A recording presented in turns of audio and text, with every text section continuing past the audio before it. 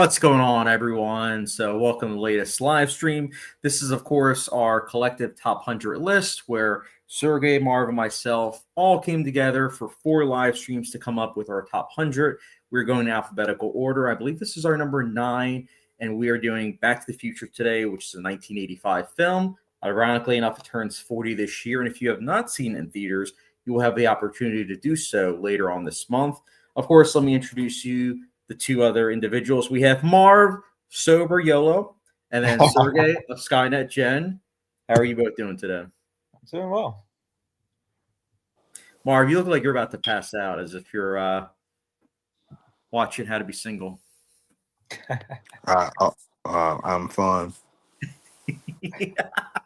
You have a good poker face, Marv. Sergey, be sure everyone to subscribe to Sergey. He is really close to 1,000 subscribers. Any update on that, Sergey? What are you at? 998? 996, I believe. 4 subscribers. Be sure to go follow him, guys. But Back to the Future, let us first talk about this. This is a film that was nominated for 4 Oscars: Best Writing, which is Original Screenplay, Best Sound Effects, which it actually won, and then Best Original Song for The Power of Love, which is, of course, an incredible song. And those of you that might not know, the premise of this film is about Marty McFly, who is played by Michael J. Fox. He is a 17-year-old high school student who was accidentally sent 30 years into the past in a time-traveling DeLorean invented by his close friend, Doc Brown. Now, Doc Brown is, of course, played by Christopher Lloyd, and this is directed by Robert Zemeckis, who we will talk about a little bit. I feel like of the 3 of us, we all have some interesting takes about this particular director, but I think I'll start first with Sergey. Sergey, what is your relationship with this film? Like, do you still remember the first time that you saw this film, or not really? I don't remember because I was late to the game to it, but I don't remember like the last time I had for the first time I had watched it. But I remember I instantly loved it right from the first viewing, and I immediately wanted to watch the second and the third films, and they kind of became classics and like staple '80s movies. The '80s was never really like my favorite time period anyway, but this is like one of those movies you instantly remember from the '80s. It's a fun movie. I mean, I have no gripes with it. I think it's a good callback to the '80s, and it kind of celebrates 2 time periods. You get a throwback to the '80s and the '50s. So I think it was a great experience, and I love revisiting it. Me too. Was it one of those things where when you were like a young kid when you first saw it, or like teenager? Nah, that was like in teen years, like 16, maybe 15 or 16. Oh, okay. Marv, I know your story because I know, similar to Sergey, you're not really a fan of films from the 1980s. So I know I was the one that actually introduced you to this film. And tell us, what did you think about it? I love this movie. I think it's fantastic. And just by the way, let me get this out the way. I don't want to say love, but I really like Robert Zemeckis. I like him a lot. Really? I think, I really like him a lot. And I think that he doesn't get enough credit. And he said he likes the Pinocchio movie. I didn't know that he made Pinocchio, to be honest. No, he didn't. You should check it out. It's on Disney Plus. Nah, I'm okay. But you like Robert Zemeckis? Nah, I'm cool. But I like Zemeckis a lot, and I think he doesn't get enough credit for the work that he's done. He's done some great movies, but for somehow he's been forgotten about. Maybe because he doesn't make movies at a high clip, but he's awesome, and this movie is fantastic. It's perfect from wall to wall. Everything about it is perfect. There's no flaw in it. It's a perfect movie, a perfect story, perfect cast. Everything about it is great. I think it's a cultural milestone. It's a cornerstone in film. I think that it should be passed down from generation to generation. I think it should be shared with families and friends. It's the type of movie that we all should be watching. I love this movie. I can't sing its praises enough. Why didn't you watch it like years ago? Was there anything stopping you? I always knew what it was. Not like in the 80s. That wasn't it. It was just it was nothing. I don't know why. I always was curious about it, but it's like one of them things, like kind of like Game of Thrones. Game of Thrones was so popular, and I always thought about watching it, but I never pulled the trigger on it until my mom made me watch it. So that usually how things go with me. Sometimes something's like so big in terms of its cultural relevance that like even if I want to watch it, I just won't do it for whatever reason. I don't know. And then Yeah, 'cause unless the I know opportunity, people like that are avoiding the movie, and no matter how many yeah, times they like bring it up. there's a lot of things. I mean, I hate to bring it up at this point in time, especially with you two guys right here, but Breaking Bad, that's another cultural milestone. And like I've seen episodes of it. I know what it's about, and everybody says it's the greatest show ever, besides Game of Thrones, obviously. But for whatever reason, I just can't pull the trigger. And Chad, you got to stop hyping it up and keep talking about Mr. Robot. no. I won't watch that. I think you would like Mr. Robot, honestly, Marv. It's a hard I mean, show I to don't. like. I don't think that it's bad or anything, or that I would hate it or anything. I just from what you said about it, I don't think I'd be into it. You don't like But fast pacing, interesting characters, I love fast paced. Well, filmmaking, interesting, top notch. inter- and that's all subjective. But this movie that we're talking about right here is just around all around the board is just Full fantastic. circle, though. Speaking of Mr. Robot, that entire show revolves around Back to the Future. That's Hmm. another selling point of the show that I'm going to tell you about. Mr. Robot is all about the 30-year anniversary because the TV show takes place in 2015. So the lead character is obsessed with Back to the Future. It's his favorite movie. And without spoiling anything about the whole show, there are some plot points of the movie that makes it into the show as like a little homage. But yeah, I honestly think, Marv, that you would like Mr. Robot if you give it a chance down the line. Maybe once I watch Morning Show and you watch Breaking Bad, we'll do another swap. But anyways, back to the Future. So for me, I still remember the first time that I saw this. It was with my parents, ironically enough. And the best part about it was I think, if I recall correctly, we did watch it on ClearPlay, which, as both of you know, is a DVD player that edits out content. But there's a key plot point in Back to the Future that you kind of can't cut out, which is the whole mom and son plot thread. So that was I still remember that happening, and it was very interesting because I was 16 when I saw it. It was like 2012, and I still remember when that happened. Like parents were like, "Oh, we don't remember this," and I was like, "Oh, this is kind of interesting." I'm kind You of curious. didn't cut that part out where it said, "My mom's got the hots for me" or anything? It didn't cut that I part out? think they cut out. I think all it said was my mom has the, and then I think they bleeped out the hot Okay. part. Okay. So yeah, I wouldn't wish Clear Play on my worst enemies. It was a nightmare. But I still liked it the first time. But ironically enough, my parents both remember loving the film when it first came out, but they both called it dated and that it doesn't hold up. They didn't call it woke? No, I don't think that was like a term. But They were thinking it. they were thinking it.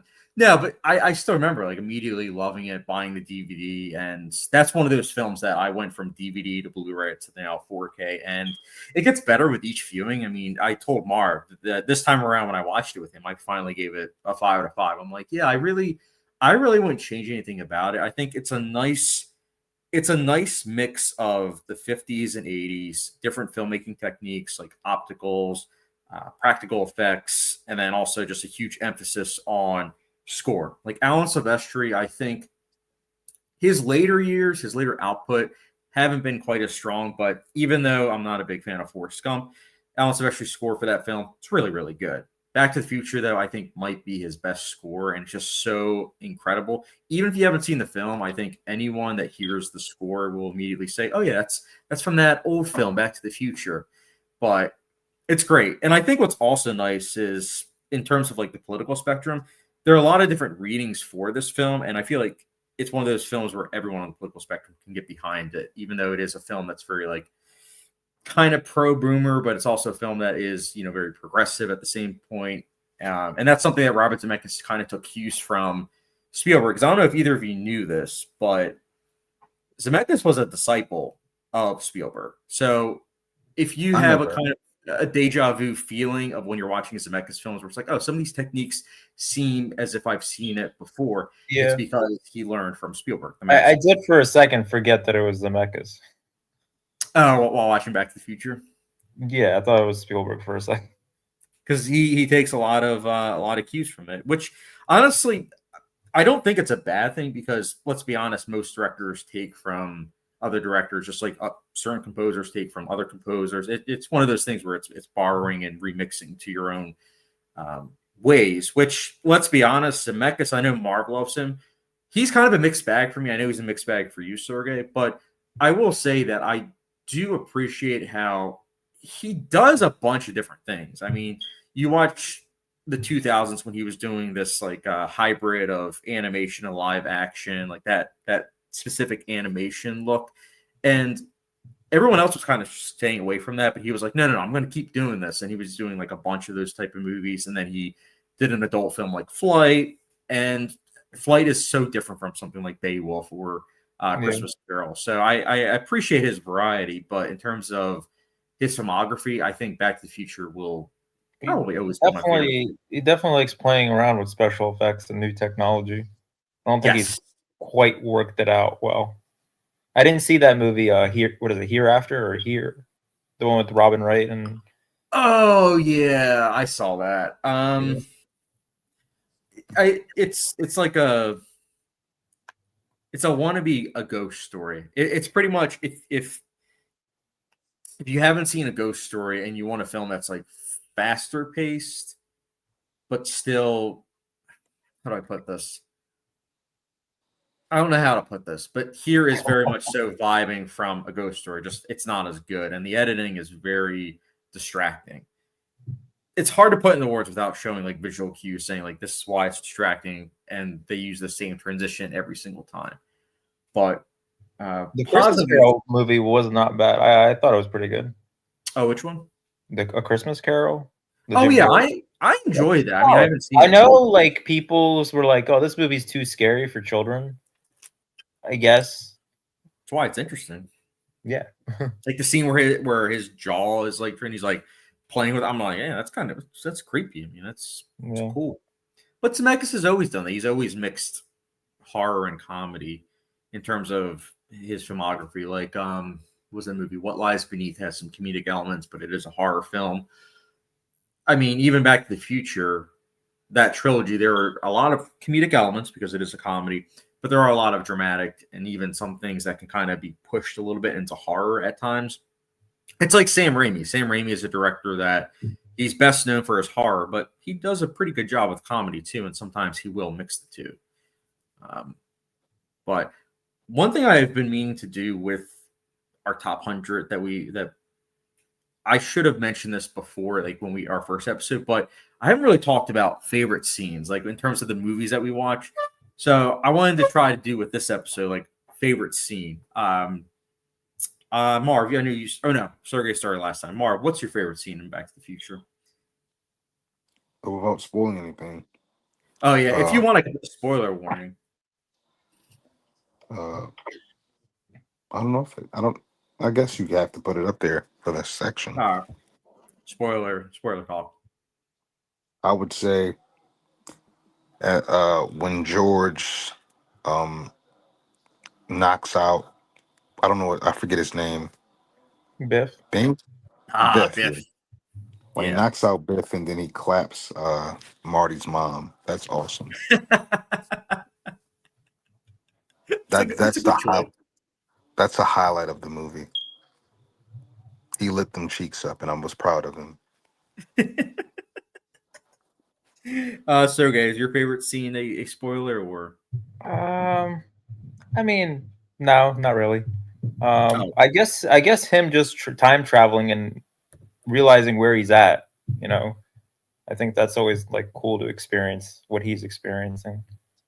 And then meeting his parents when they're younger, I think that's pretty cool. Oh yeah, that is very funny. And then watching what the parents are interested in, like what they're like, because he doesn't really know them really that well, I guess, and he gets like a different perspective of who they were when they were younger. Especially since you often hear about those parents that pretend like they didn't do anything bad when they were younger, and it's like you get to see them, and it's like, well, it's because some of them were like unfulfilled dreams. Like the dad, he wanted to be like a writer, and then you see that because he wanted to write that sci-fi book. And ironically enough, it ended up becoming a reality because of Marty. Yeah. So my favorite scene, it's not a spoiler, but it's definitely the scene that usually first comes to mind when I think of that film, and it's the chase scene where you have Biff's trying to run him off the road and everything, and then Marty does that move on the skateboard and goes right into horse manure. I'm like, that's such a crowd pleasing moment that it's like it feels so earned. And I think the cherry on top is watching it now, just knowing that the creator, specifically the writer, mentioned multiple times that Biff is supposed to be a stand-in for Trump, which full circle 40 years later goes to showcase that even 40 years ago, he wasn't really looked highly upon, especially since he is literally the focal point for this villainous character, which I remember telling Marv with the second one, which I know we disagree about, but the second one is interesting because that one you get to see, well, what if Biff was in power? It's like, oh, 2025 America. But I remember, I think Marv, I asked him, I was like, Marv, who does Biff remind you of? And Marv was just right away, was like, oh, yeah, it's kind of like Trump. And I was like, even the hair. And I'm like, yeah. And this was, again, 1985. So, but I also just want to talk about, sorry, it's a spoiler, so let me put that. One of the favorite aspects of this film is how much setup and payoff it has. Like the opening scene in the 1980s specifically, they had it where there was like always the intro, you would see the names and everything of people, the director. And this film has that too. But while that's happening, you're seeing all of these statues and everything, and you don't really realize it the first time you're watching it, but upon rewatching, you realize that you're seeing a bunch of foreshadowing of events that are going to happen later on in the film. Like you see the finale, you see with what's his face? Not Marty. Doc. You see Doc literally going down the what's it called? The wiring and everything. That's foreshadowing with what happens later on. You see the clock tower as it's like kind of damaged. So there's just a lot of setup right there, and then in the last like 10 minutes of the film, that's the payoff. You see Biff doing all this bullying and everything, and it's one of those things where early on you see him doing it to his parents, and you see when he goes back in time him also doing that. So there's the satisfaction of the manure scene, and then also when George finally stands up, hits him, payoff there. So it's one of those films where it's an airtight screenplay. Like going back to American Beauty, that's another screenplay. Those two were, when I think of near perfect screenplays, those are the ones that first come to mind, I would say. That's interesting. What is your thoughts on the timing of like certain people's, I guess, deaths in the very beginning? Oh, with Back to the Future? Yeah, with Doc and those terrorists. I'll never forget the first time I saw that. I was like, did they just kill off Doc Brown? Like, I've heard so much about this character. He just died. That surprised me, but it also made sense because during that time period in the 80s, there was a lot of rise of being scared of like terrorism. So it made sense that they had that scene, but it also made sense in the context of the story. Were you surprised, Marv, when that happened? Like I should say, yeah, the first time that you saw it, because I'm assuming you've seen it like 10 times now. No, I haven't seen it 10 times. How many times? I think I've barely seen it twice. Oh, okay. But I wasn't surprised at all. Not even a little bit. Really? Huh? You saw that coming?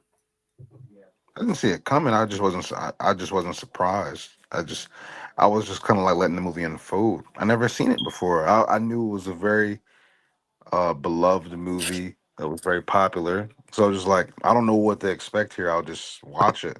So when he died, I was like, okay, let's just see what happens. But I wasn't like shocked or anything. And when you actually look back at, sorry, when you look at it in hindsight, it kind of, I don't want to say makes sense, but like when when he dies, when he checks, it's almost like, all right, so now he has to go back in time to save him.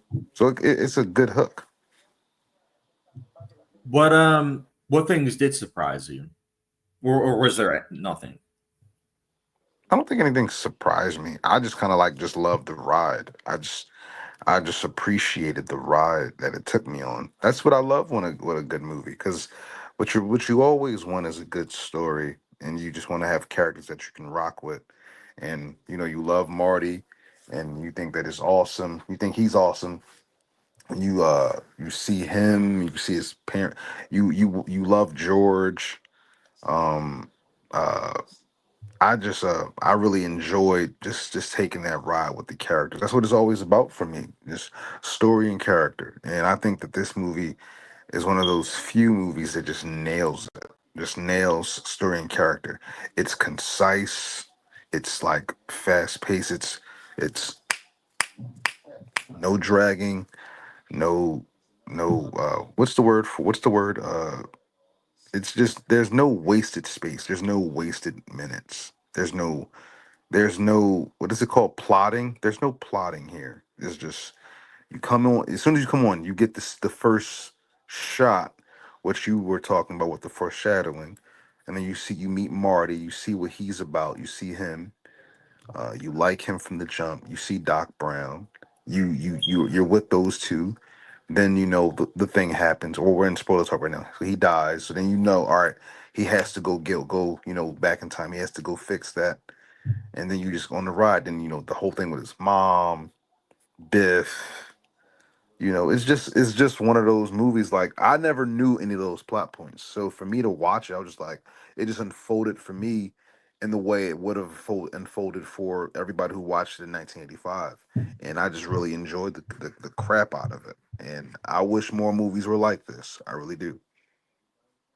Well, there are. I mean, you pretty much everything you just described was a film that came out 4 years prior called Raiders of the Lost Ark. But I don't both of like them, I in don't my but I opinion, don't are like perfect I don't 80s like that blockbusters. movie though. I don't think that movie's anything like this movie.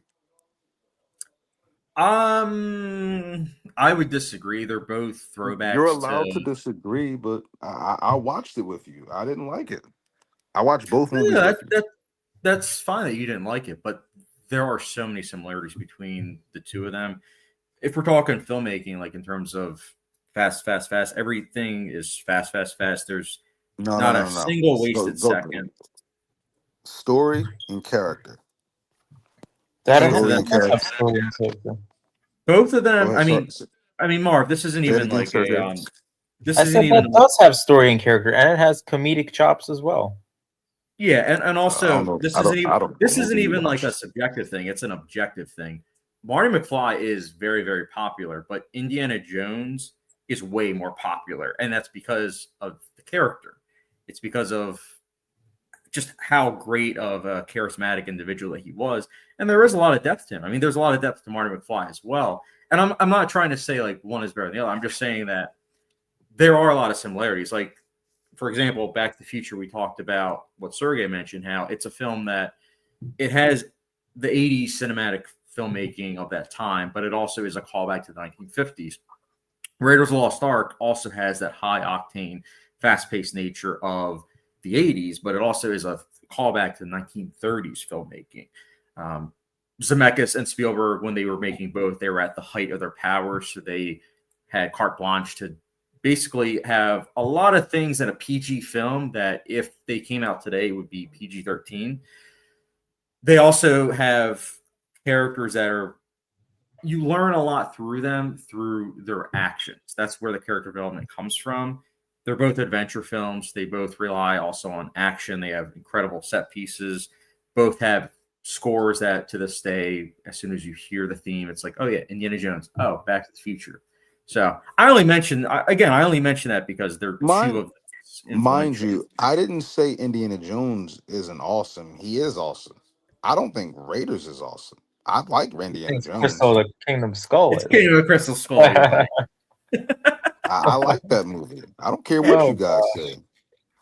there But there wouldn't be that fourth movie if it wasn't for Raiders. I don't That is disagree true. with you. I'm not saying that the movie's terrible or anything. I just don't like it. It's fine, See, whatever. that's what I I just don't say like about it. the fourth one. It's not terrible, but it doesn't mean I really like But it. I get it. But that was my introduction to it. So as far as I'm concerned, that's my Raiders. Oh, the good thing the fifth one wasn't your introduction. Jeez. I haven't even watched that one yet. I haven't even watched it. But Marv, if you see the fifth one before I show you the second and third one, I'm going to be very disappointed in you. I don't care. But I probably will watch it because I've been meaning to watch it lately anyway. But what was I about to say? Oh, I was dang, I saying- lost it. I lost it. It was actually about that. Actually, yeah, that's it. I actually have no memory of Raiders of the Lost Ark. Only thing I remember is that I just didn't like it. I have That no means you gotta memory of it. rewatch it. No. It's like Tenet. It's like Tenet. You got to rewatch it 10 more I times. was Then you'll I was so bored that I just deleted it from my brain. I remember I looked at Chad at the end of the movie like, yeah, I don't think I like this at Marv, all. I know people, including, by the way, my wife, who don't really like action films, but they watched it and they were like, "That's a great film," just straight up, like that's awesome. More You don't power remember to a them. guy's face melting off? That's No, amazing. I don't. That's one of the things that really got me into practical effects because I remember seeing the behind the scenes and I'm like, "This is awesome." I'm like, this is great. Like, holy cow! Scared me, but this is Nah, awesome. I'm okay. You know what I'm saying? I'm glad you guys love it though. Most people do. I mean, let's look on IMDb. So Back to the Future is it has an 8.5 out of 10, 1.4 million people. It's number 30 in IMDb's top 250. Raiders of the Lost Ark, I'm going to assume is number I'm going to say 25. Let's see though. Dude, my grandfather likes the movie and he barely watches American movies. I love that. Let's see where Raiders is.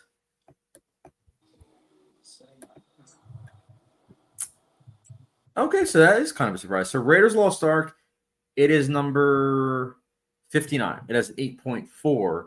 And 8.4 is still amazing. It's not like, oh, it's not even in the top 250, but it's clearly. I tell you, the Kingdom of the Crystal Skull is not on there. No, not It's even not. close. It is. I not, think but it's the first and the third one that are on there, which Yeah, is that makes sense. understandable. Yeah, The third one really that's like a really good. that's a fun one. Yeah, the father-son relationship. Yeah, that's probably the funniest one. Oh yeah, I mean, The scene where he's shooting up the plane. I love that scene. I love when. Not to spoil anything for you, Marv, but I love the scene where they're in the airplane and there's like, I think he's like 5 o'clock, and then Sean Connery, instead of like, he's like, Yeah. 5 o'clock. Oh no, he's like, what's happening at 5 o'clock? He's like, no, and he's like explaining to him. I'm like, so awesome. I think we got him. Son, they got us. But And then you learn why he's named Indiana Jones.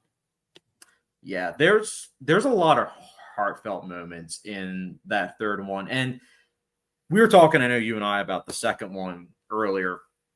And as much as I do enjoy the second one, even though I think it's a huge step down from the first in some aspects, I do think that in course correcting the series to be more light and fun, almost harking back to that first one, I think it works in the third entry because it's a lot more personal. And I would say it might be the most personal in the series because of that whole dynamic. I mean, Marion and Indiana Jones, their relationship is amazing in the first one, but a father-son relationship, I feel like, has a lot more weight in the grand scheme of things. Yeah. But Back to the Future, I will say, Mark, I think as much as I love the film, there are still blockbusters like that come out. It's just one of those things where now, because we have streaming and everything, it's a lot harder for films to have as much of an impact as Back to the Future, because this is one of those films that when it came out, this was back when I was explaining to Sergey last week how you had the first run theaters, then you had the second run, then you had like the dollar theaters. It was one of those things where they didn't really make money in terms of TV. There really wasn't that many channels. that was usually how they got people to the theater, where it's like, oh, this toy is like a Back to the Future toy at a theater near you, and then people would want to go to the theater to experience it. So I think around that time, VHS might have become popular. Let me actually fact check myself with that, because I actually don't know when VHS became popular. I think it was the early 80s. 80s. Videodrome. Yeah. Because I know Videodrome referenced VHS, of course. Let's see. Unless you own Betamax. Yes. Oh, yeah, 70s. Okay, so yeah. So, and that was still during a time when physical media wasn't at the height. As we all know, the height was late 90s, early 2000s, because that was when there was that boom in the DVD market. And then now we're back to the 70s, 80s, where physical media is more of like a boutique label type thing, where it's a luxury. But where was I going with that? Oh, now I remember. So yeah, Back to the Future, it's hard for a film to have that kind of influence, but in terms of blockbusters that match the same quality, I think we get plenty of them. I mean, Mad Max Fury Road, I think, has that same energy, has that same emphasis on characters and visual storytelling and setup and payoff that a blockbuster of the 80s would do. I think Ready Player One was trying to do that. Yeah, Ready Player One tried, and I think didn't really succeed, unfortunately. I mean, I enjoyed it. I did too. I disagree. I disagree wholeheartedly. That movie's awesome. That movie is awesome. In fact, I'm glad you mentioned it, Sergey. If it was one movie that came out in recent memory that was anywhere close to the quality of Back to the Future, it is Ready Player One. Really? That has a lot of callbacks to like 80s pop culture. Oh, Ready yeah. Player One is that's the Back to the closest thing I can Future think of. is in there. Back to the Future, The Shining. The Iron Giant. That is the closest thing I can think of to Back to the Future. I love that movie. That movie's awesome. I mean, in terms of energy, I would disagree. In terms I of think, story, character, everything. That movie's awesome. I mean, I can't believe you don't like it. there are other. No, I didn't 80s say I didn't music. like it. I enjoy it. I rewatched it recently. Actually, I think earlier You this said it year. didn't succeed. No, I'm saying at that level, like I don't have it as a 5 out of 5 the way I do with Back to the Future. I think I have it as 3.25 now. Okay, I think I have it as a 4. I have it at a 5.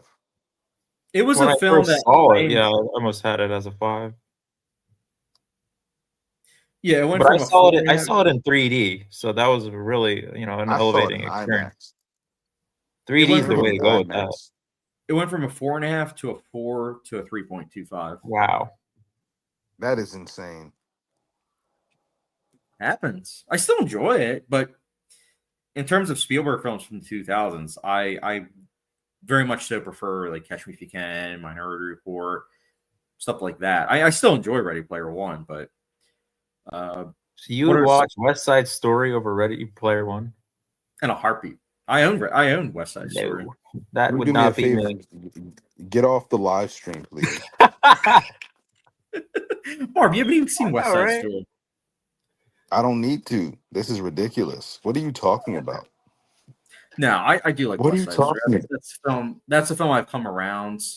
Hold up. Especially So does that mean that he likes does that mean he likes a remake better than the It original? does. Of West Side Story? Yeah, no, that is an instance where I do prefer the remake over the original. It is slightly better than the original, but I would not watch either one.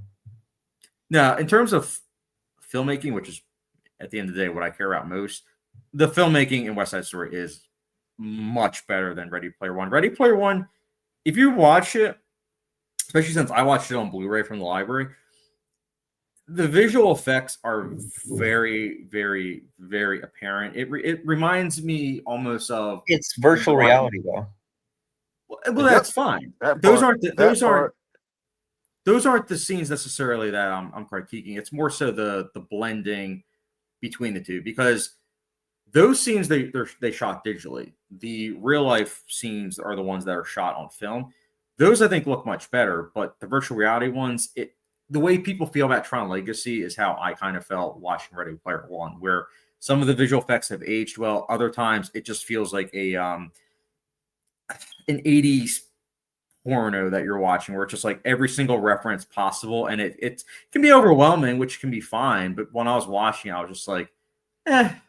Again, part of me wishes I had just seen it that one time in theaters or 2 times, just been done with it. But I was just curious about 7 years later how my thoughts would be. So you're not watching that movie again? Probably not. Wow. That is insane. I watched it again because I I'm wanted upset. to do a re-ranking of Spielberg's films. So I rewatched that, Adventures of Tintin, West Side Story. What were some of the other ones I rewatched? Oh, Lost World. Some of the ones I just haven't seen in such a long time. So I want to re-rank his. Robert Zemeckis', I'm probably not going to re-rank his work because I don't think it's going to change at all. Back to the Future is my favorite of his. I don't think that's going to change anytime soon. And then I think is Castaway your second choice or Back to the Future too?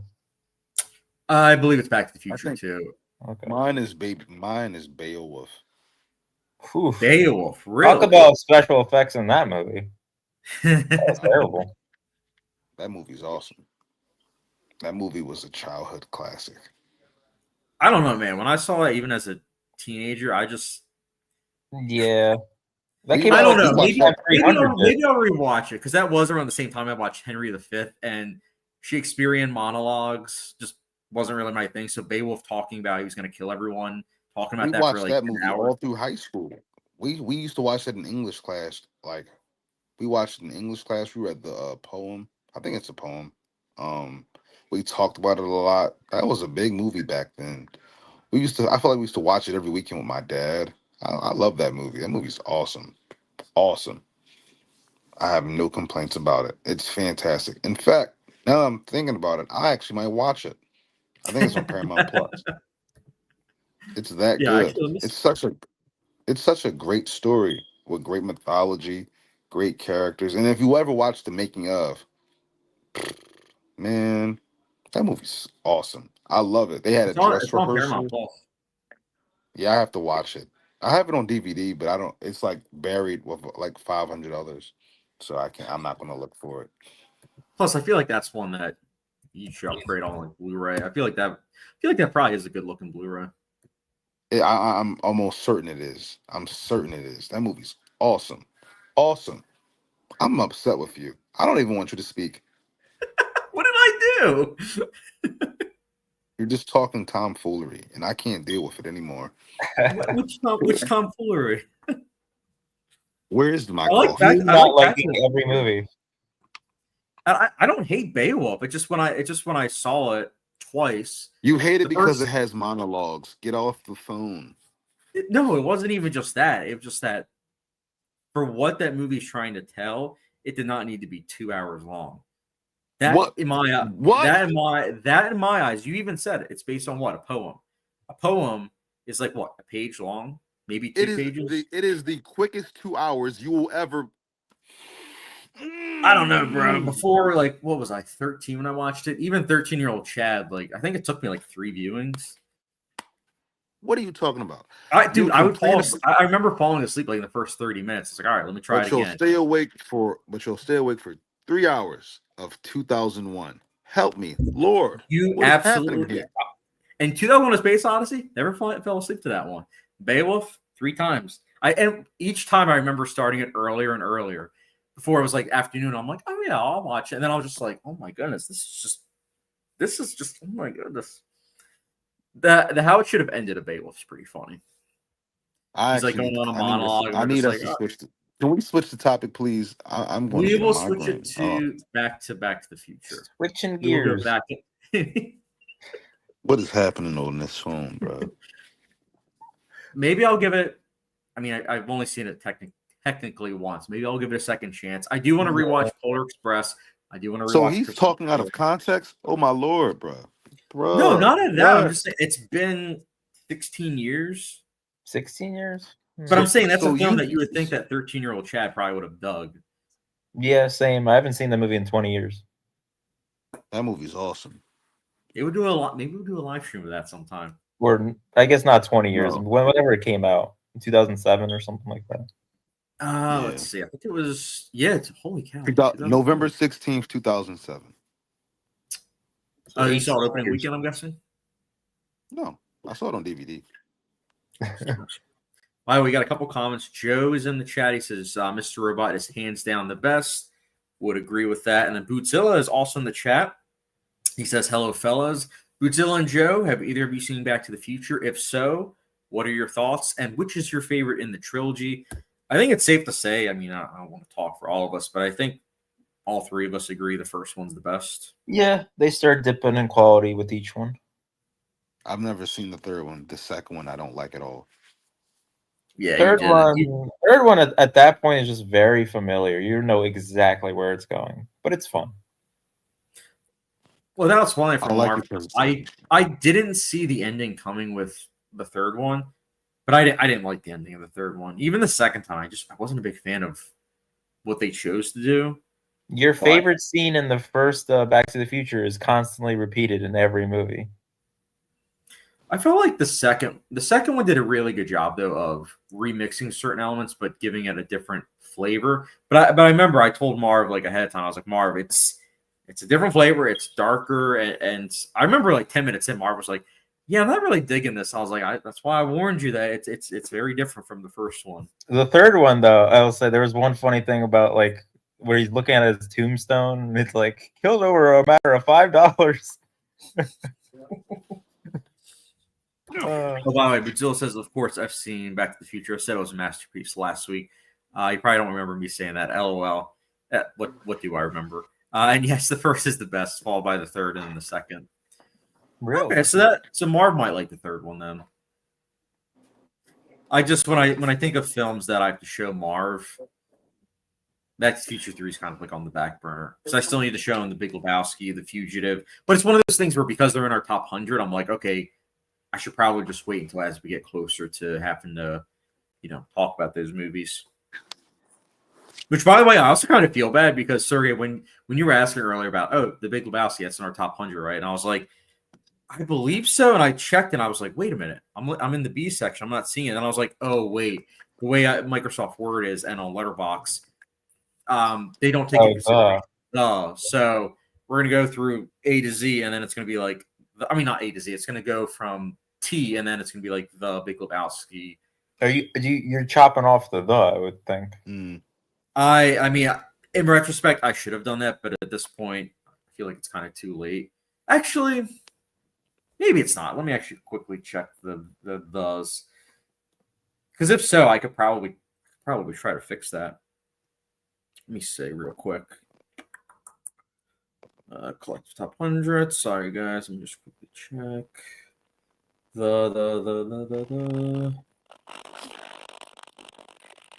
Actually, I think I can fix that. Because in terms of the is started by The Big Lebowski. I would just have to talk to Marv regarding, I guess, his availability the next couple of weeks because that's the film I would want to show Marv. Yeah. I mean, I have that on Blu-ray, so I'll be rewatching it. It's a great looking Blu-ray.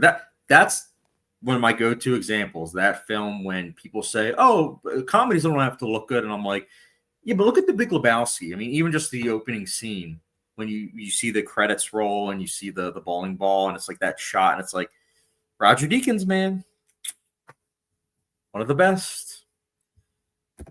Julian says around. Bootzilla, I like the third one because of the Western theme and the kid that kept pointing to his junk on the train at the end. LOL. Oh yeah, you're right. One of those little goofs that they had. Biff is an even bigger idiot in that one. Yeah, they were. I feel like with each entry, they were just following the Trump trajectory. So they're just like. So you're saying the third one is Trump right now, with like dementia. If they ever make it Back to the Future 4, that would be it. Oh, Marv is back. I don't know what's wrong. My audio sounds pretty bad. Say something really quick.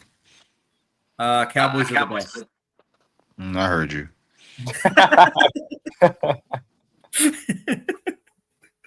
Cowboys are the best. Eagles last week not looking so good. I will hang up. Please leave. I had to make a joke. Please don't. This is not the week. That's Marv's Instagram story. I'm like, Eagles, Eagles, Eagles, lose, lose, lose. And I was like, oh man. I was like, I was taking this to heart. Don't worry, don't worry, it can only get better. There's always next year. Next year? You mean tomorrow? All I will say is every time I place a bet and it involves the Eagles, I lose that bet. It's like one of those things. I'll have a parlay for like 10 and I'll get 9 out of 10. And guess what that one that I got wrong was? Related to the Eagles. Oh, Saquon Barkley. I'm like, oh yeah, he'll get 60 yards. He got like 50 yards. I'm like, oh great. So I didn't hit that bet. I wouldn't bet on them to do anything offensively. But I don't care as long as they win games. They just got to win games. Oh, trust me. This week, I'm not betting on the Eagles. I'm not placing any bets.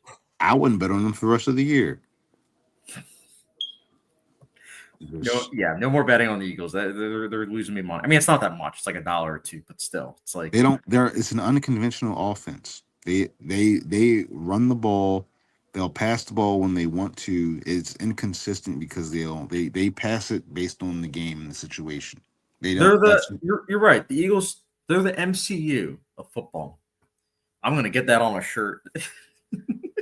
No, they're actually more like the Game of Thrones of football. Oh, that's a load of hogwash.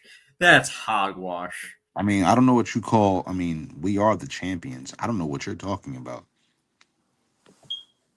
We'll see how the rest of the season plays out. I mean, it's facts. We are the world champions. So what are you talking about? Yeah, currently. They're still... I mean, obviously it's currently, but we're still the world champs. That's documented. That's stamped. You can't take that away. No, I'm not. World champions. The best team in football in the world. Marv, we'll be doing this podcast for another 50 years, and you'll say, yeah, we were the world champions in 2024. And I was like, yeah, it's good times. That unconventional offense. Well, and if they win again, what will you say then? You'll keep hating? No, Marv, I just love busting your balls. We're the best team in the league. Eagles fans are so fun to bust balls. We're the best team in the league. We've been the best team in the league for the past 4 years. No, that's not true. I was gonna say, I was like, Marv, we're gonna have to fact check you with that one. We're the best team. We're the best team in 2022. We were the best team in 23 until we fell apart. We're the best team in 24. We're the best team now. We're going to be the best team next year and the best team after that. After that, I don't know what's going to happen. But we are set up for multiple years of dominance. Not success. As seen by last week. What? You said what? Say it again? I said as seen by last week. But if you watch the game, you know the game was over if AJ would have caught the ball. Do you know that the refs got fired because they blew the game? They actually robbed us. That's what everybody's saying. They robbed us. We'll see how this Sunday is looking. Who are they playing this Sunday? We play tomorrow, not Sunday. Oh. In that case, I might not go to the movies. What will you go see anyway? Dude, there's like 3 movies I want to see. I was telling Sergey this. I'm overwhelmed. There's Roofman, which I'm super pumped for. There's Tron Ares, which I'm also super stoked for. And then there's Kiss the Spider-Woman, which I'm also stoked for. And the showtimes aren't really aligning, so I'm just like, Are you going to see Black Phone as well? Yeah, that's not until I think next week. Are you going to see Shelby Oaks? Of course. I'll see. You are? Yeah, I've been a stuck man. I've been Stuckmanized since 2014, so of course. I think it's going to suck. Whoa. Whoa. Well, it's hitting theaters, so.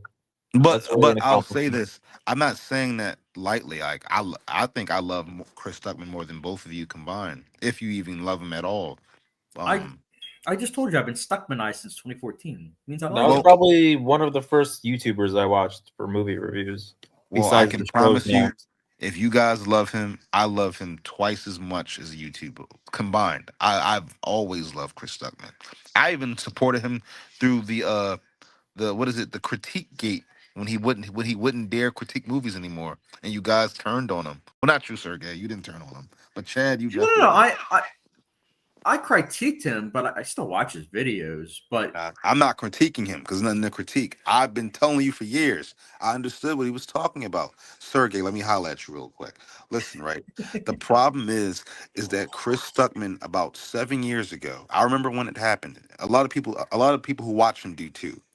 The problem is that he got to a place where he felt terrible critiquing other people's movies because he got to see, I guess you would say, like the labor and how hard it is to make movies. So he started to But feel really we bad. understand that too. We're still not I'm going not. to I'm not. stop. I'm not saying you two don't. I'm not saying you do. I'm sure Chad does. Has made movies, but yeah, that's true. It but is true. but Chris Stuckman, he had I think it was a review of two instances, right? It was Glass and a movie called Traffic. Now, with Glass, he didn't give a negative review, right? He gave a kind of like a I don't know what to make of this review, right? But it was perceived as negative. And he said, you can look this up. He said that it kind of affected him because he loves M. Night Shyamalan and he didn't want it to come off like he was really bashing M. Night Shyamalan. But he just didn't know what to make of it because he said like he loved certain aspects, but certain aspects he wasn't really on board with. But when he looked at and saw that he had a Rotten Tomato next to his name on RT, he kind of like started to feel different about it. Like he said, like he had made Midnight Six or what is it, Auditorium Six, whatever his thing is Yeah, called, all the Yeah, around time that stuff. same time. and then he was trying to like write other things, so he started to see things through a different lens, which I understood. A lot of people didn't like that, but I got it because like I always told Chad back in the past, if you remember this, Chad, when I told you to make Incisor, I had told you, I said, listen, man, you're a filmmaker first. Because you'd be like, Marv, I'm a critic. I'm a critic. I'm a critic. I'd be like, shut up. You're a filmmaker. I'd be like, you got to pick one. You can't be both. I didn't I say that, Chad? I do think you can be both, but yes, you did say that. But did I say that? You did. You did. Okay, right? He's just what he's living through or what he was living through at the time was what I was talking about. And then let me go to Traffic really quick. Now, Traffic I have not seen, but from what I I have. can tell from the trailer, it looks terrible, right? It looks terrible. I'm not There's even gonna just lie to you. It looks terrible, right? I will never watch it. I haven't seen it. Don't really want to. But what he brought it up because he said it looked terrible, but he never spoke on it because he was like, I don't want to trash this guy's movie. Like, the guy seems like a nice guy. I don't want to kill his, like, he's just trying to do his thing, right? And then I think he saw, what is it called? The Neighbor? I'm not sure. I think so. I don't know about that one, but take it with a grain of salt. I think he saw something called The Neighbor or whatever like that, right? Which was his next movie, and that movie was terrible, right? So then he just went full. He tore him to shreds, right? That might be an overstatement, but he definitely got at him, and he went into why he didn't want to tear down Traffic. And when I saw him do that, I just felt like I understand, Chris. I get where you're coming from. He doesn't want to be on both sides. And then everybody on the critic space was like, "No, Chris, you're a sellout. Chris, you this, that, and the third." I'm just like, he's a filmmaker. He just loves movies, and now he just wants to talk about movies that he likes or people that he likes, and there's nothing wrong with that. I I do. don't I don't see what's wrong with that. I will say this. One of the things I will defend Stockman about is that I feel like as I've gotten older, there are certain films that I'll watch for the first time, and right away I'll just have that immediate reaction of, oh, this is like a 2.5 out of 5, or oh, a 3. And there'll be certain aspects where I'm like, I'm not a big fan of, but I might not mention it in my review or anything. I'll just, talk about the positives. But then there are other instances where it's just so obvious that there are these issues that I feel compelled to talk about. That's Something fine. That's something fine. like, for example, I know Sergey finally saw the first one of it, like 365 Days. That was not a movie that I could just in good consciousness be like, you know what, it's a half a star. I'm like, let me explain why I feel like this is a half a star movie versus But something where I'm like, I know a lot of people enjoy, and that's fine. Well, that movie is something you just get emotional about because of how bad it is. So you kind Yeah. of feel like but you I don't need to think he like it. wants to talk about movies that are, I guess, what you would call, I don't want to say objectively bad, or will they be objectively bad? But I think that he doesn't want anything that he feel like he would have like the hilariosities or all that That's what stuff. I made don't him think he, popular, though. but I don't think he wants to do that because I think in his heart of hearts, if you asked him, he would tell you.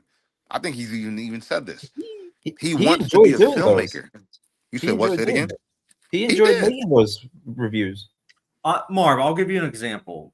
Hmm. So for my channel, keep in mind my channel did not take off until during the pandemic. I just reached 200 subscribers in summer of 2019. Around that time period, what I did was I started doing director ranking lists, which to this day I still do. Hmm. Let's say, for example, if next year I were to say, you know what, I'm stop doing that. A lot of people would probably be unhappy because it's like, that's how I found your channel. There are so many people that started doing it. But at the same time, I can explain myself away. I can say it's very difficult for me to find certain movies from certain directors, or it's been very difficult to find certain directors that I feel compelled to do. I can explain myself away, but at the same time, if you have like a core audience that's what they watch of yours, and you say, "Yeah, I'm not doing it anymore," you're probably gonna lose a lot of people. Unfortunately, But it's just how no, it is. no. Well, I think that with Stuckman, it was very apparent early on that he not only did he love movies, but he wanted to be a filmmaker more than anything. So I think him being a movie critic was just the byproduct of the fact that he wasn't a, I guess, quote unquote, a working filmmaker yet. He's just a guy who talked about movies, who loved the movies. Even when he didn't like a movie, he would like try to like highlight things that he did like.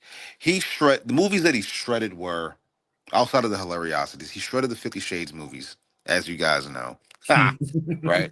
Um, he shredded what else did he shred? I'm talking about like just like when Scorched Earth on. I Dragon can't think. Ball Dragon Evolution. Ball But Evolution. that's the hilariosity, so I don't know if it Oh, counts. okay. Uh I forget what he shredded. I know he shredded those though. He shredded those movies bad. But like I'm all I can think of before the I guess the public pushback on him, I saw more like the concern from like people were actually worried about his mental health, but I knew what was going on because I was like I see what's happening here. Like he would crap on a movie and then you could see it by the end of the review he looked sad about doing it and he would give it a high grade. I'd be like, what if you give this a B minus? What? This should be a D, right? Because of how he was talking about it. And people were like, leave comments, Chris, are you okay, buddy? And stuff like that. So when I see everybody say, like, yeah, Chris, I just think he's a sellout, man. Chris, you suck. I'm just like, you guys are all just like pipe eaters. Like, just shut up and die. Not you two. I'm not talking about you guys. I'm talking about all the other people who wish bad on him and stuff like that. Like, this guy is a filmmaker. That's what No, he no, no. wants to be. I would never wish bad on him. It was just one of those things where when you click on someone's review, it part of the appeal is I'm not sure what their thoughts are on this. Like if they thought positively, negatively, middle of the road. I don't know. Now when you see when he posts, it's like you Yeah. know that he liked it at the very Yeah. least. Well, I feel Mhm. like his channel should just evolve into what he wanted to do, which is provide people with the backstage of him making films and just stop reviewing movies. Then, like I, he's I, evolved as a I, person. I agree with you. I He's agree. evolved as a person. Like he, obviously people won't just stay on YouTube and just do movie reviews. They grow and they do other things. So now he's a filmmaker. He'll get the behind the scenes of that for us and He's not stop married. He reviewing has things. kids now. Like Yeah, he so he needs he's not steady that guy that income. we met all those years ago. Yeah. I agree with Yeah, Sergey on this one. that's true. But also keep in mind, right now he's still up and coming. Like he has Shelby Oaks. We don't know how well that's going to do. It's going to be like Actually, let me get to that. I think it's going to suck. Not because I don't believe in him, because I do. I do. But when I watched the trailer, I'm like, Yeah. this doesn't look good. Just looks like been there, done that. Could It be doesn't doing even look. something It more. doesn't even look like that to me. Like I was like kind of like trying to get a sense of the story. Now maybe they're trying to hide the story, which I'm cool with. Mind you, I love to love it. I would love to go in and love the movie, right? But when I watch the trailer and I see like the lead performance, I try to see like I'm just trying to get like a sense of what I'm going to think about it. I'm like, I'm not picking up why I would like this other than the fact that I want to support my guy and I'm going to support him for sure. I And even mean, if I don't, also it's produced by Neon, which is a very reputable company, I and it don't is care. But getting It is I getting don't positive reviews so far too. I don't give a darn about Neon. I only care about Chris Stuckman, and I want him to succeed. And even if I don't like the movie, I'll probably see it 2 times opening weekend. That's how I feel about him. That's how much I I care. forgot you probably haven't seen that many Neon movies. They're a great company. They really Stop are. it. Stop it. Don't you disrespect me like that. I watch Neon movies. What do you What call it? ones? Long Legs. Um You didn't like it? I did like Long Legs. What do you talk? I liked it more than you.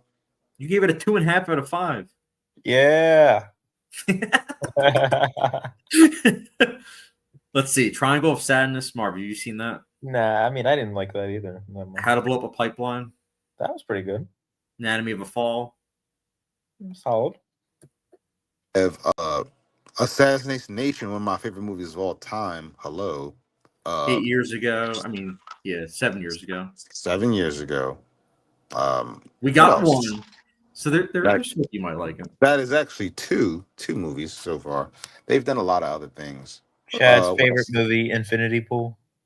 I don't know what that is. I do like Infinity Pool. I Marv actually hated that.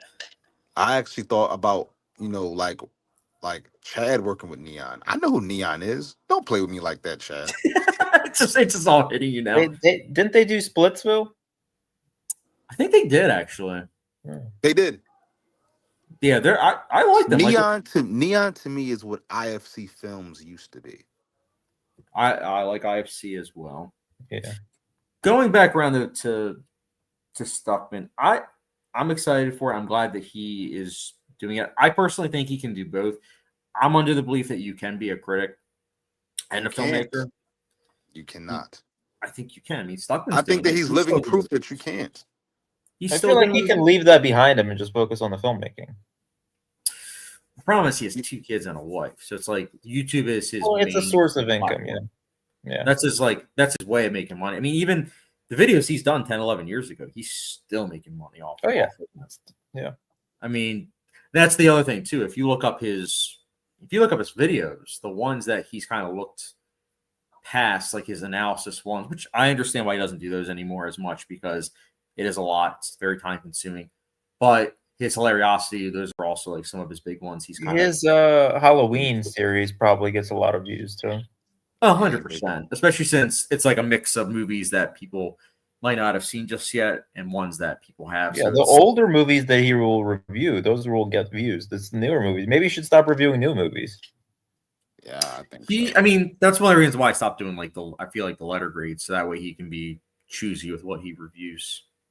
Yeah, I saw it coming years ago, and I'm happy for him. I'm proud of him. I hope I love. Yeah, I mean he's a published author. He's made a movie, so I mean it's pretty impressive. I think more than anything. Like I said, I'm a pretty big Stuckman fan. I'm looking forward to it. I think that I think it's going to be good. I haven't really seen the trailer, but have you seen any of his other short films? No, I can't really find them to be honest. Oh no, that's a lie. I saw them. Notes on Melanie, yeah. That one I wasn't really a big fan of, but I was like, this is trying to be Birdman. Was it?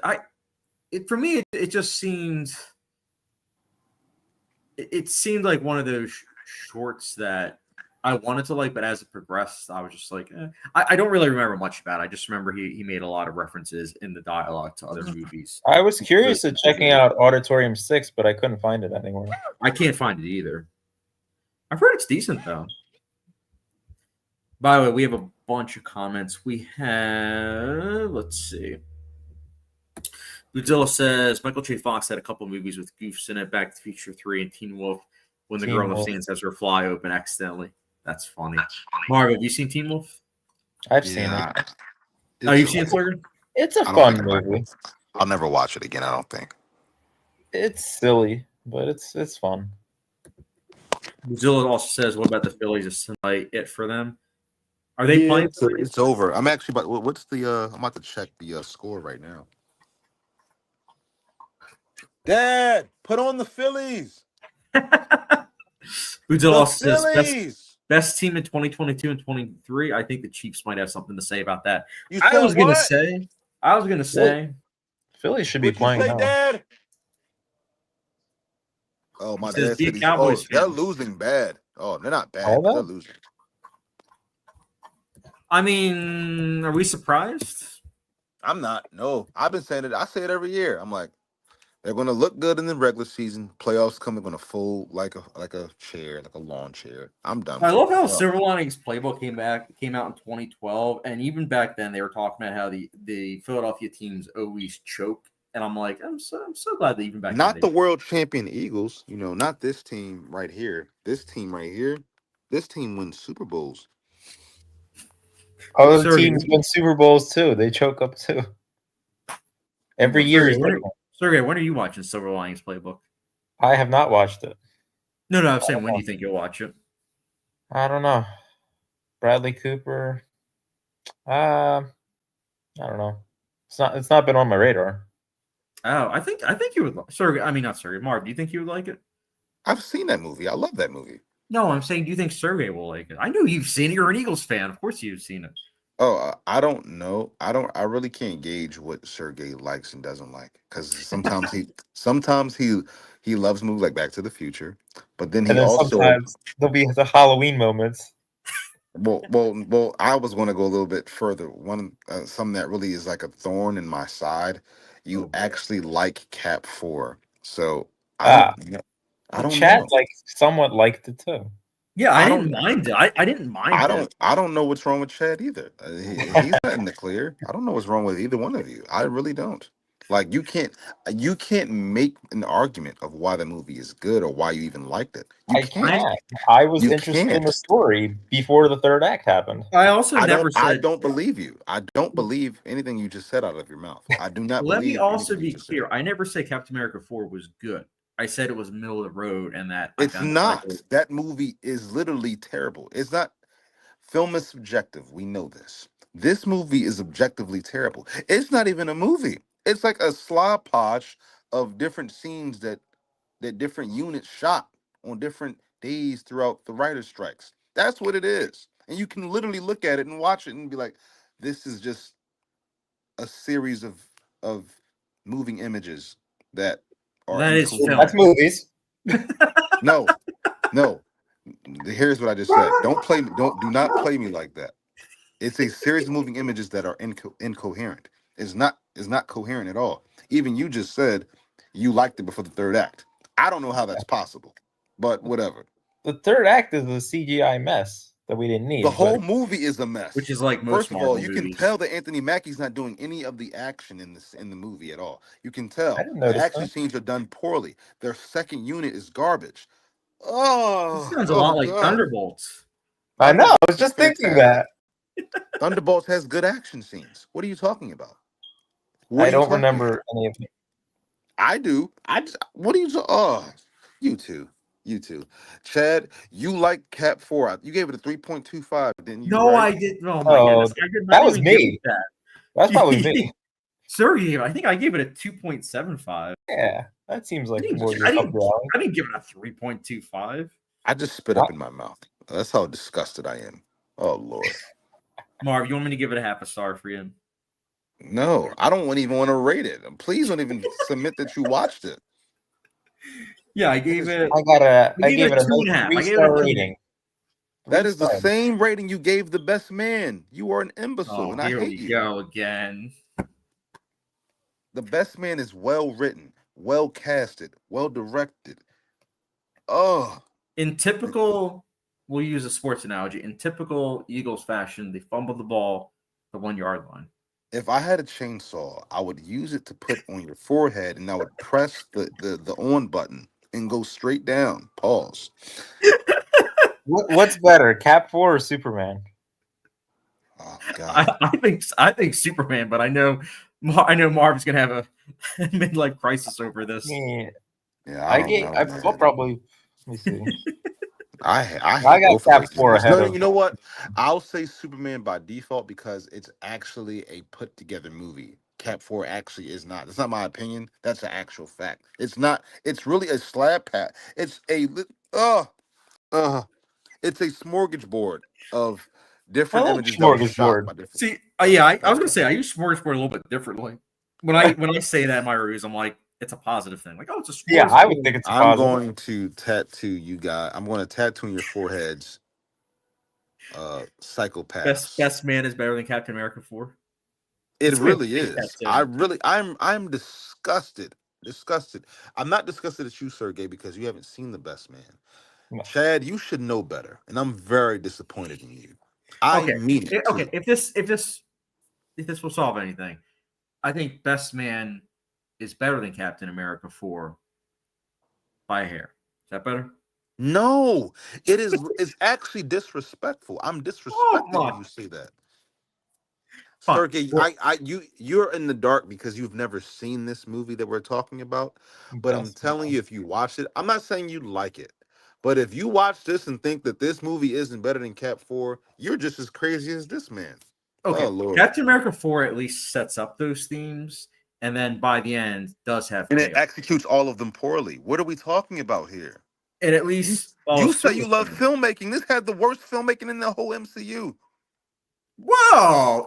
No, no Whoa. way. Where's Doctor Strange 2? Where's Ant-Man This is Quantumania? this is Thor of that 4. to- Where is this is in the Eternals? same tier as No those Way movies. Home. That Cap 4, Thor 4, Doctor Strange 2, Ant-Man 3, Captain Marvel 2. They're all in the same category. No, pretty much all of Phase 4 outside of like Wakanda Phase Forever 4, is Phase worse. 5, they're all the same thing. And this movie is the worst of the litter. No, I can't with a straight face say that. No. I can. What are we talking about here? Oh my God, I I Wait a hate think you second. need you. to watch it Oh, again. I hate you so much. Oh God. I think that you guys probably watched it and weren't really into it at all. And but you're like, oh, that was fine. I went to the I gotta movies. It was rewatch okay. Captain America 4 and give it a higher rating now. Oh Lord. My heart's about to It makes your pop out of top my 5, chest. Sergey. Shout out to Marv. This is one of the best Marvel movies since the last Marvel movie. I'm about to go. I have to hang up. I can't do this with you guys. Oh Lord. Fuzillo says, I saw Alan Iverson on First Take today promoting his book. Congrats to him for being 6 months sober. Oh wow, that's awesome. Shout out to AI, man. AI. I don't like AI. I'm personally That- all about the people behind it, not the machines behind it. You heard about the actress that's like AI? Yeah, it's not going to work. AI is his name, you fool. I know I'm messing with you. Remember Vibe Assassin made that? Oh yeah, you weren't there, Marv. Vibe Assassin made a joke like that, and it plummeted a lot. But just on a quick side note, I actually really like AI. To be honest with you, like I think I think we should embrace it. I don't think we should like be scared of it or try to like demonize it. AI is awesome. Marv, you like Will Smith, right? I love Will Smith. You like iRobot, right? I love iRobot. There you go. Bootzilla says Philly's up 3-1 in the fourth, Marv. Oh. They were just down 0-1, so that's all. That's good to know. Dad, Bootzilla also the Phillies says are up 3-1. Bootzilla also says Superman better than Captain America 4, but that's not saying much. Both were disappointing. I mean, Superman 4.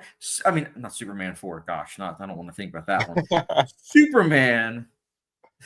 Superman was one of those instances where I'm a big Superman fan, so I went into it with extremely. I understand that. I get it. But no, I figured all of that. You're not off the hook yet. Let me circle back around to you. First of all, you mentioned iRobot. Listen, first of all, as far as I'm concerned, Vicky was right. Vicky didn't do nothing wrong. What are you talking about? What are we talking about here? Vicky was right. You said that like mic drop. No, I actually agree with Vicky. She wasn't wrong. She didn't hurt nobody. Well, actually, yeah, she did hurt somebody. She hurt the dude. What's his name? Lawrence. She popped his neck wide open. But That's how the besides whole that, story starts. you said what? That's how the whole story No. starts. That right there is how we try to like demonize AI, and then we kind of like make it a us versus them thing where it doesn't have to be. Westworld taught us this. Come on now, you know about this. Let's tap into it. AI. I If mean, we respect AI, I think that it'll respect us. I don't buy into the whole fact like, oh no, it's gonna get smart, it's gonna kill all of us, it's gonna take over the world. I don't think that. When you listen to what Vicky said, you guys are destroying the planet. I'm trying to help, but like I need to like just do these quick little things real quick. I didn't think she was wrong. I really did not. I truly did not. Like she said curfew, because if you don't have curfew, you're gonna hurt. You're gonna like people are gonna get hurt. stuff like that. Now, mind you, there's something to say about that. That does say something about free will. It does. It does. I can't lie. I won't lie.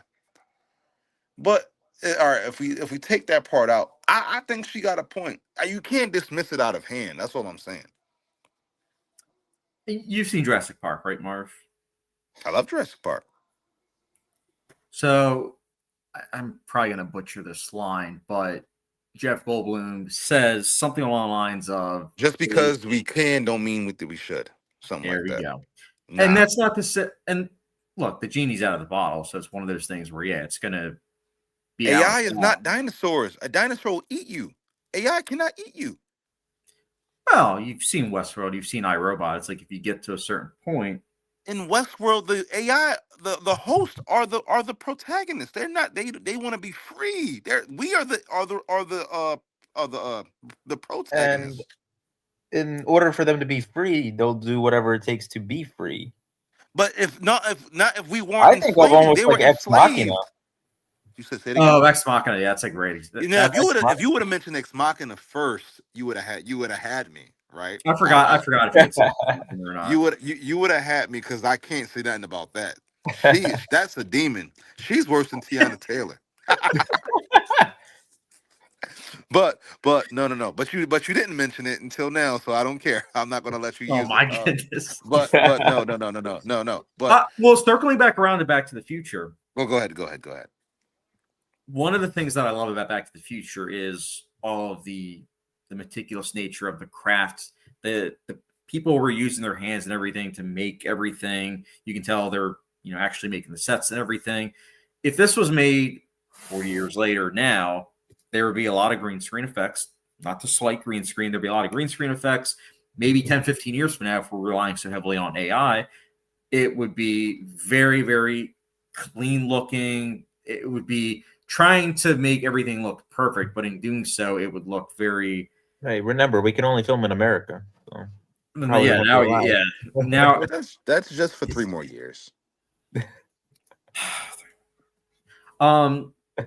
So I think Back to the Future, one of the things I love about it is the hand craftsmanship. And I think that with relying on AI with the arts, I'm not the biggest fan of. I think that if you use it sparingly, where it's not really noticeable, then sure, I guess I can. Did you have a problem with Peter Cushing in Rogue One? I mean, sorry, it's noticeable, but the longer you look at it, you kind of get used to it. I didn't mind it at all. I mean, I feel like the Leia and Luke were more noticeable. Yeah, I think, I don't know why everybody was so scary about it. I feel like if they would have paid the actor's family a nice feel, hey guys, we just want to honor him. Here's 10 mil or something like that. They can go ahead and do it. I don't know what, you get to see that late actor again. So it's wow, that's cool. Now, mind you, I'm in the minority about that. A lot of people, there was an AI on Instagram floating around about Biggie and Tupac, and it was so vivid and real that people were in the comments I don't know what's real anymore. I don't like this. I was I love this. I need more of this, please. Let me see a AI of Marilyn Monroe, please. I want to see it. Just so you know, Sergey, I do want to watch Some Like It Hot. She looks mighty fine in that movie. God rest her soul. That's in our top 100, right? Thankfully, it is. There we go. We got a film black and white that's in it. They don't have it in color? No. Maybe AI can make it in color. No. Amen. No. Yes. I can see it now. Marv's gonna be in AI. Make Some Like It Hot in color and also in vivid. Actually, let me go. I'm actually about to Google that. Hold on. No, but what is it? Who Framed Roger Rabbit characters into this movie? Oh gosh. It's funny though that we're talking about the whole de-aging thing because it does circle back around to Back to the Future, because I think I mentioned this to Marv with the second one when we were talking about it after watching it. The one who plays George, the actor, I think it's he was suing them. Yeah, because he wasn't in the second one. What happened was in the first one they got a mold of his face and they implemented that mold onto an actor that looked like him. And so they used his likeness, and he did end up winning. But my whole thing is with AI and with the aging is that I don't think you should do that with individuals that have passed because you can't get their consent. And I know some people say, oh, well, family members, but it's still not them. You're still not getting their consent.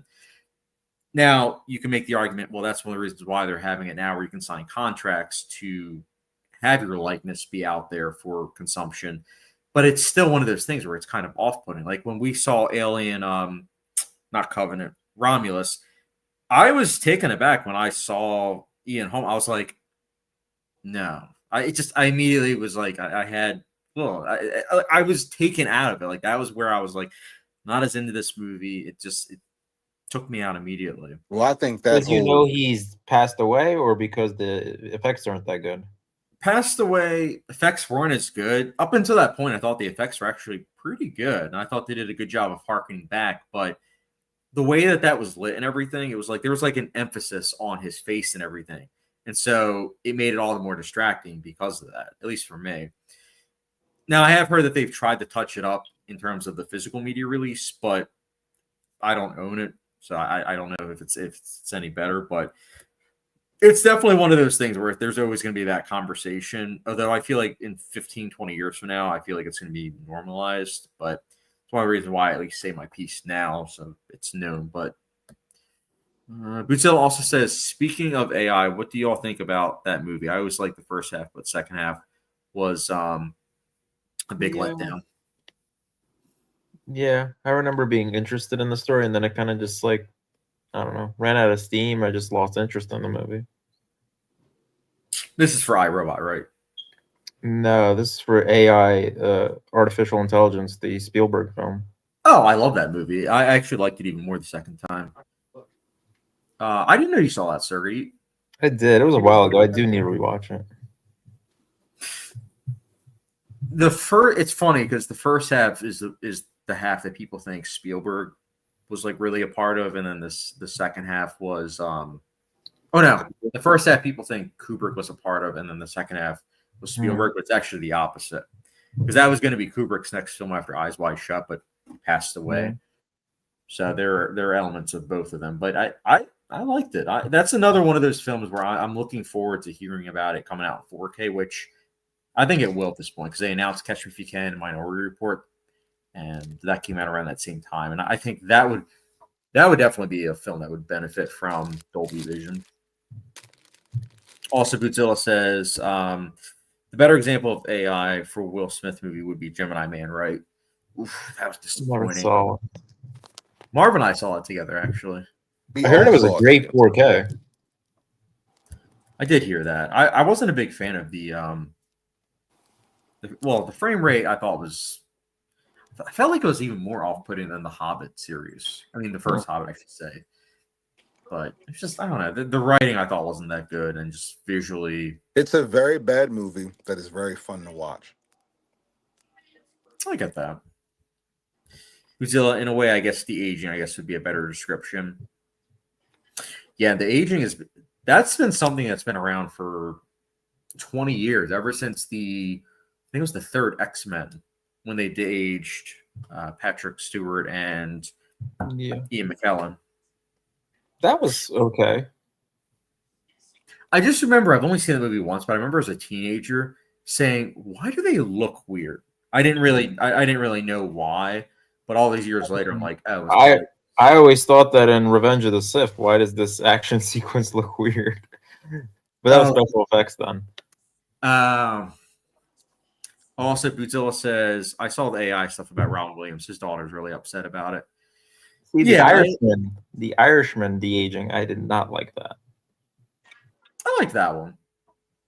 I think that's one of the few examples. That and Blade Runner 2049, but for two very different reasons.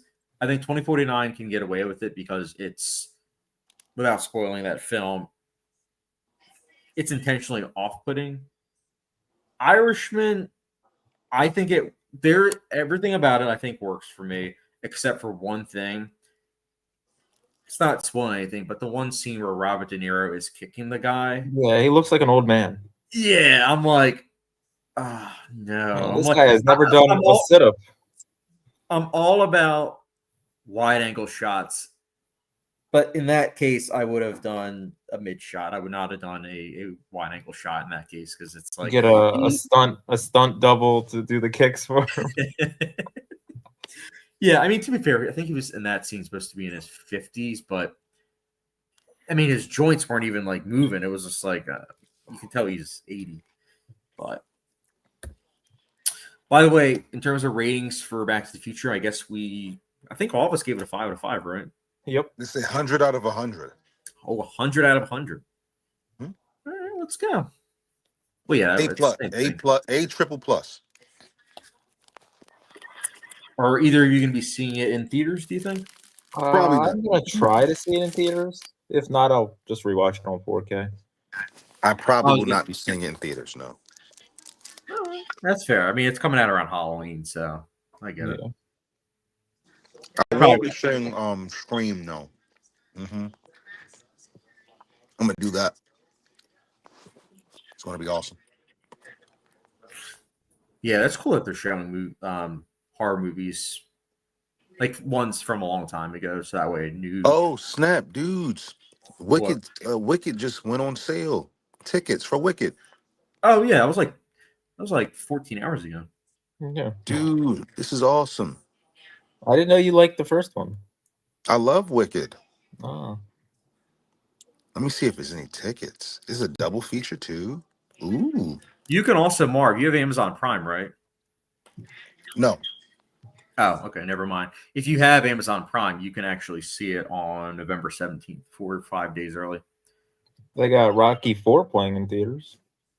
Yes, new cut too. Tickets are already gone. That's crazy. Shout out to Wicked, man. Their tickets is already gone. Let's go. Damn. It means it's going to be the best movie ever made. I wouldn't go that far. Dad, are you seeing Terrifier in theaters? The first one? You should. It's funny you say that. So I got all 3 out from the library. The second and third are in Blu-ray. The first one's in DVD. So part of me would like to see the first one in theaters and then watch the second and third on Blu-ray. But it's so close to the end of the month, so I'd be cutting it really close. So I don't know. Yeah, they got a bunch. They got Paranorman coming back. Excluded from A-list, unfortunately. Of course it is. Nightmare Before Christmas. That one I should give a second chance. It's been a long time since I've seen it. The original Candyman's coming back.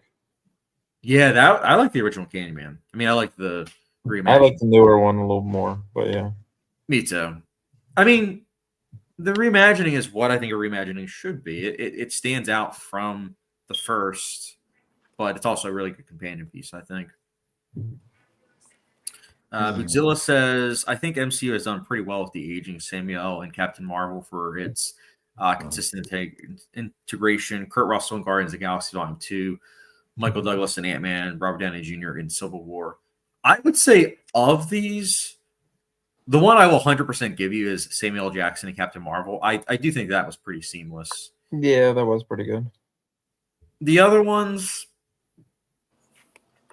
not as much. But I think it's also just a preference thing because even though there are plenty of films that have a super reliance on CGI, I think when it comes to shooting digitally on top of having a heavy emphasis on CGI combined with the aging, I think all that and it looking super shiny, it gives it a feeling of fakeness for me.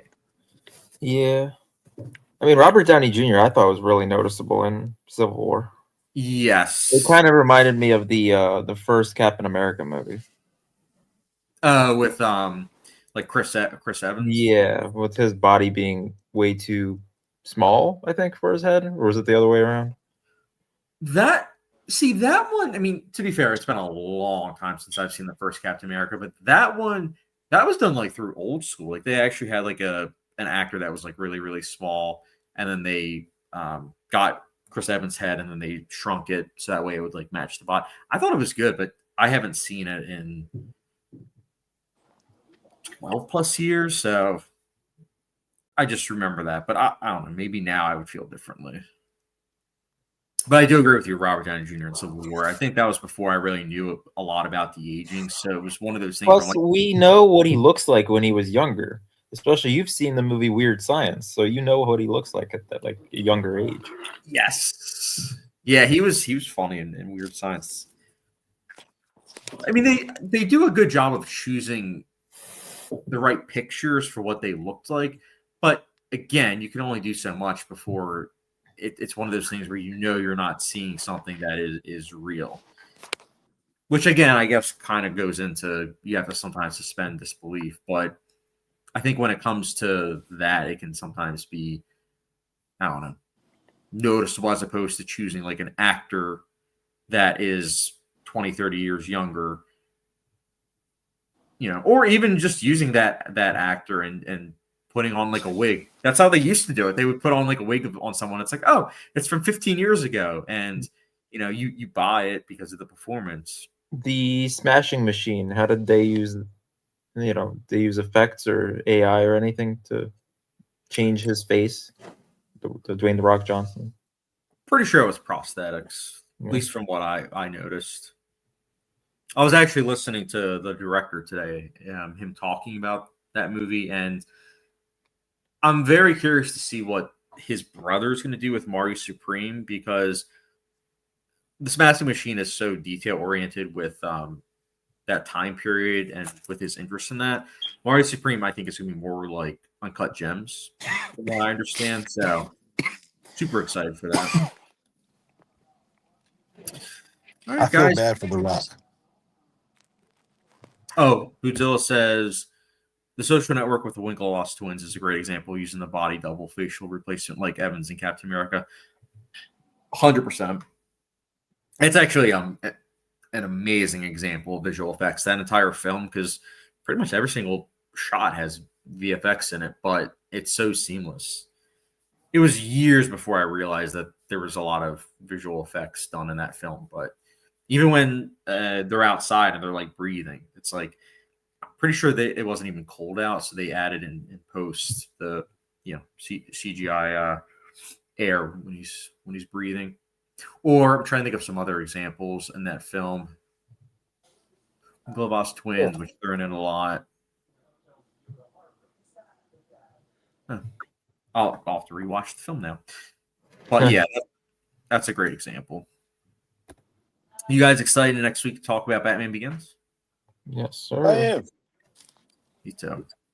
I am. Batman Begins is one of the greatest superhero movies of all time, and I love it. It's better than The Dark Knight. I think so. That's not a hot take.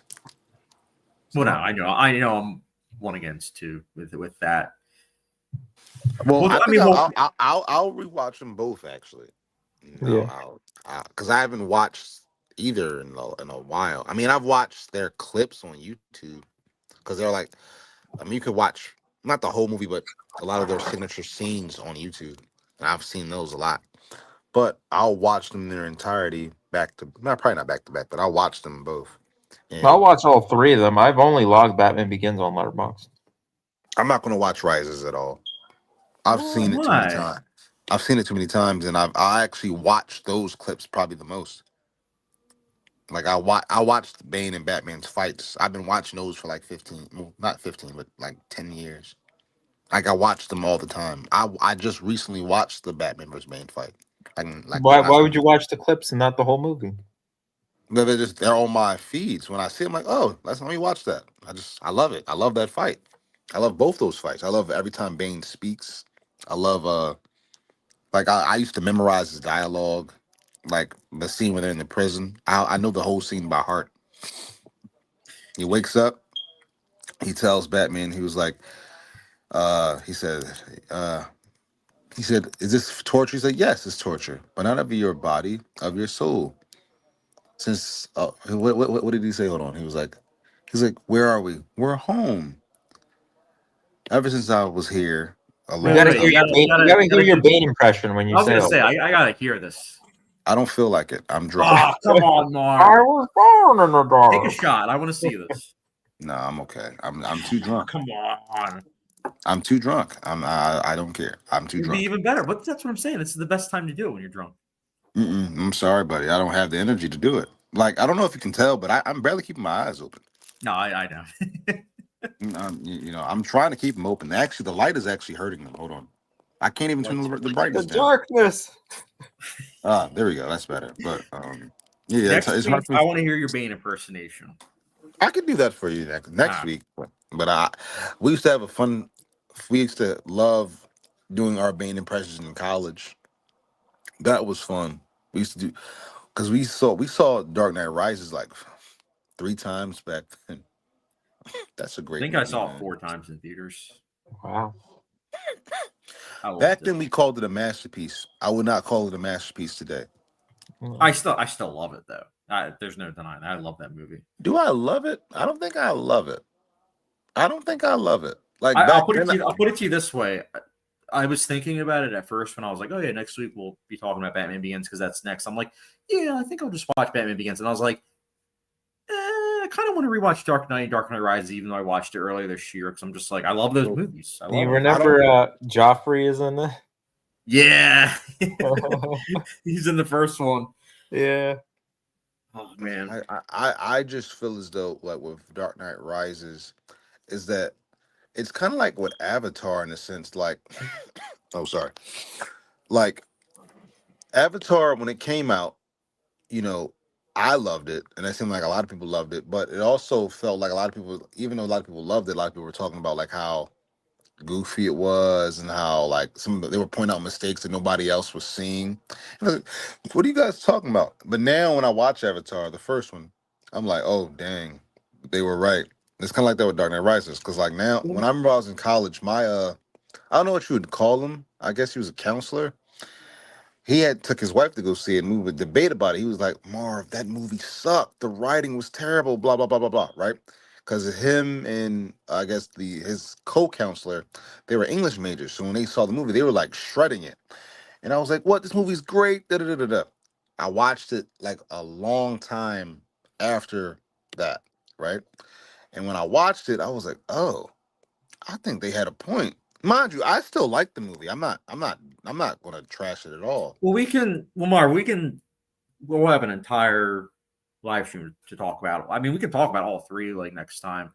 But I would say save your thoughts for because we'll definitely get into like, oh, is Batman Begins our favorite of the series, or we'll talk about the others, of course. I hate you. He's gonna say Mask of Phantasm is his favorite. It's one of my favorites. Don't you hate on Mask of the I'm Phantasm? not hating. Bootzilla, by the way, Bootzilla says, thanks, fellas. Great show as always. Once again, those of you that tuned in or will be coming in late, I appreciate you guys for watching. Once again, be sure to subscribe to both Sergey's channel and Marv's. Sergey, of course, does movie reviews and other lists, and then Marv does Eagle videos, sometimes Cowboys. So be sure to subscribe to both of them, and we will catch you guys next week. Later, guys.